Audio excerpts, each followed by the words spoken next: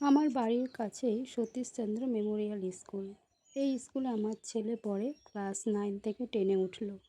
ছিল রিঅ্যাডমিশন। তো দুপুর 3টে থেকে আমাদের টাইম দিয়েছিল, আর এতটাই গরম রোদ্দুর যে ইচ্ছা করছে না, তবুও যেতে হবে।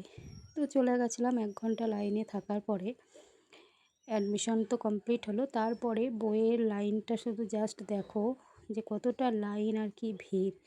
তো আবার বইয়ের লাইনে দাঁড়িয়ে পড়লাম বই নেওয়ার জন্য। তারপরে নেওয়া হলো, বাইরে বেরিয়ে আসলাম। বাইরে বেরিয়ে আসার পরে বইগুলো না চেক করে দেখে নিতে বলে, কারণ আজকে যদি চেঞ্জ না করি পরে ছেঁড়া থাকলে আর চেঞ্জ করে দেবে না, বা কোনো রকম সমস্যা থাকলে। তো ছেলেকে বললাম, চলো বইগুলো ভালো করে চেক করে দেখে নাও। তো বাইরে একটা খুব সুন্দর ব্যবস্থা করেছিল বইগুলো চেক করার জন্য। তো চলো তোমাদেরকে সেটাই দেখাই।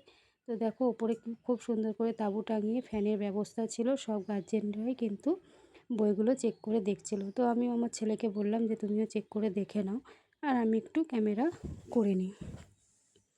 তো এবার দেখো, আমাদের চেক টেক করা কমপ্লিট হয়ে গেছে। এবার আমার ছেলে বাড়ি যাচ্ছে, আর ও একদমই ক্যামেরার সামনে আসতে চায় না, মুখ দেখাতে লজ্জা পায়। তো পেছন থেকেই তোমাদেরকে দেখালাম। এবার আমরা বাড়ি যাচ্ছি। টাটা। কেমন হয়েছে